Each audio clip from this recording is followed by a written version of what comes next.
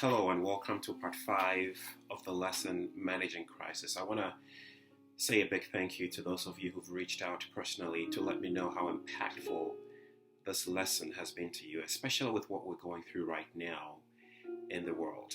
I'm so grateful that you're getting something out of this. Today's lesson, before we start, I want to give a brief recap of what we've been talking about from the beginning. We've been looking at David and his men getting back from war to realize that their entire town, Ziklag, had been burned down completely by the enemies. In lesson 1, we learned that it is okay to embrace your vulnerability, especially as a leader. When David and his men got back into town to see that their town had been burned, the first thing they could only do at that point was to break down and cry. The Bible says they cried until they had no strength in them to cry anymore. And it's important that, especially as leaders and men, that we don't suppress our emotions, that we learn to let it out in a healthy way, that it's okay to embrace your vulnerability as a leader. The second lesson we learned was the importance of encouraging yourself. There are times when the people we expect or the people we rely on to encourage us may not always be there. And that should not stop us from encouraging ourselves. We need to learn to encourage ourselves in moments of adversity. And that's what David did. When his men that he had worked with for so long, that he had trusted for so long, turned their backs towards him and sought to kill him, all he could do at that point was learn to encourage himself in the Lord. The third lesson we learned was to ensure that our decisions are right, to exercise sound judgments, especially in moments of crisis. When David came, to where he was at that low point in his life where he didn't know what to do, he went to God and asked God, what do I do? Do I pursue after these troops, these enemies, and will I overtake them? And God says, by all means, pursue them, for you will overtake them. David was a commander-in-chief, mind you. He was used to giving orders. But when he found himself in that situation, he had to place himself under authority. So he went to God to ask God, what do I do? He made a sound spiritual decision.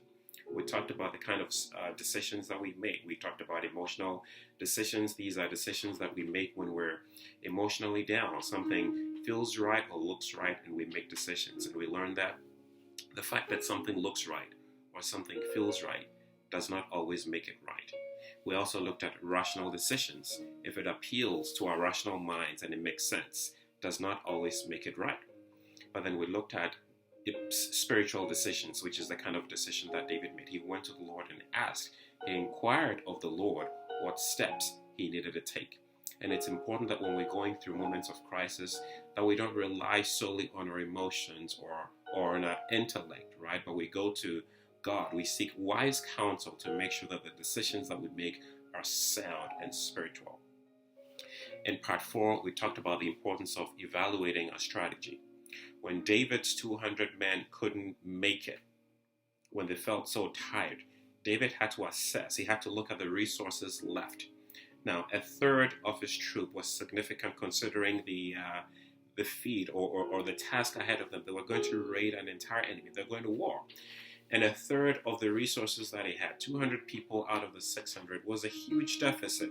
But David didn't stop there. He allowed them to stay and he assessed, he evaluated what he had, the resources he had left, and decided that he was going to go ahead with the 400 men. Sometimes we have to look at what we have. We may have all our plans, we may have everything laid out the way we think they should go, but then life happens. We run into opposition, we run into obstacles, but it shouldn't stop us from pursuing our God-given goal. We have to assess what we have. What do you have left in your hands? What can you do with the resources that you have? And oftentimes we realize that what we have with God equals a majority. We can do a lot with what we have, and that's what David did. He assessed, he evaluated his strategy, and he pursued the troop, the army, the enemy with the 400 men that he had left. The lesson today is one that I love so much, and it's on extending compassion towards others.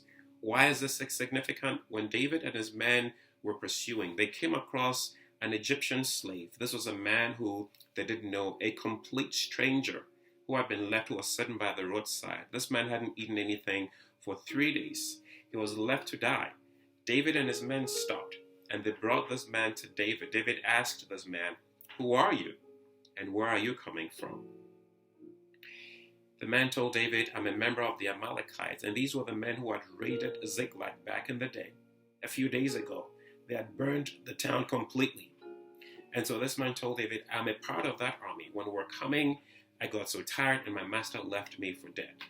David said, "I got you. Can you take me to your people? Can you take me to the enemy?" The man says, "Yes, but just promise me one thing, that you'll not give me up to my master." David says, "I hear you." So they give the man some food. They gave him some water. This was a total stranger, by the way. It's important that when we go through moments of crisis, that we learn to become sensitive to the needs of others. I can imagine David's men getting upset at David for stopping to help a complete stranger. I'm sure they were like, "Why are we helping the stranger? We have important things. Our wives and our kids are in danger. Why don't we continue with the pursuit? Why are we even stopping to help a stranger?" They had no obligation to help this man, but they did it out of compassion. They extended compassion. And wouldn't you know it, that the moment this man was fed, they gave him some food and water. He led David and his men directly to the camp. And you're like, well, what would have happened if they hadn't stopped to extend compassion?